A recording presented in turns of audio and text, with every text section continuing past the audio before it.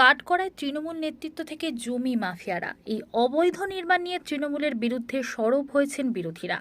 ভাঙড় ২ নম্বর ব্লকের বেউতা ১ ও ২ বামনঘাটা অঞ্চল এবং ভাঙড় ১ নম্বর ব্লকের তারদহ অঞ্চলের অধিকাংশ জমি জলাভূমির অন্তর্ভুক্ত। নিউ টাউন লাগোয়া হওয়ায় এই সমস্ত এলাকার জমির দাম আকাশ ছোঁয়া। ফলে শাসক দলের একাংশ এবং জমি মাফিয়ারা জলাভূমি ভরাট করে তা চড়া দামে বিক্রি করে দিচ্ছে। এর ফলে পরিবেশের ভারসাম্য নষ্ট হচ্ছে বলে জানাচ্ছেন পরিবেশবিদ থেকে বিরোধীরা। বেওতাপুর এলাকায় একাধিক অবৈধ নির্মাণ হচ্ছে ওয়েটল্যান্ড তথা পূর্ব কলকাতার জলাভূমি বুঝিয়ে। আপনি অ্যাজ এ পঞ্চায়েত প্রধান কি বলবেন বিষয়টা নিয়ে? দেখুন, আমাদের কাছে এরকম কোনো খবর নেই, আপনাদের মাধ্যমে এই শুনলাম। বা অবৈধ নির্মাণ রোখার জন্য আমি বারবার প্রশাসনকে বলেছি, প্রশাসন ব্যবস্থা যদি না নেয় আমরা নিজেরাই মাঠে নামব। আমাদের এমএলএ সাহেব সওগাত মোল্লা রাজ্যের সাধারণ সম্পাদক, উনি দায়িত্বে আছে আমাদের ভাঙড়ে।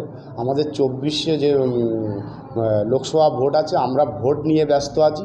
যদি কেউ আনলিগাল কাজ করে থাকে তার জন্য প্রশাসনকে বলবো ব্যবস্থা নেওয়ার জন্যে, ১০০ বার বলবো ব্যবস্থা নেওয়ার জন্য।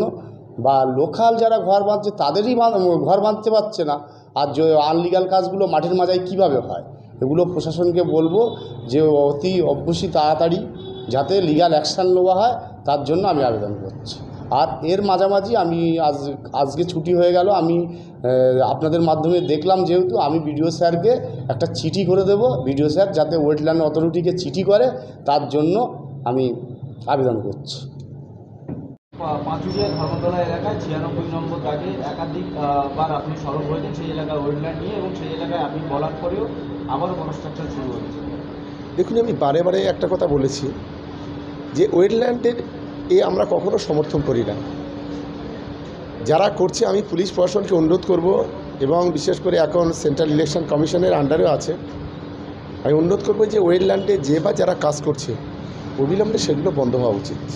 আপনি একাধিকবার সরব হয়েছেন এবং আপনি বন্ধ করার জন্য বলেছেন, কিন্তু বেশ কিছুদিন বন্ধ থেকে আবার শুরু। এটা ইলেকশন পিরিয়ড চলছে, আমরা খুব বেশি কিছু বলতে পারছি না। আমরা নিশ্চিতভাবে এই বিষয়ে সংশ্লিষ্ট অথরিটি যারা আছে তাদের সঙ্গে কথা বলবো দ্রুত পদক্ষেপ নেওয়ার জন্য।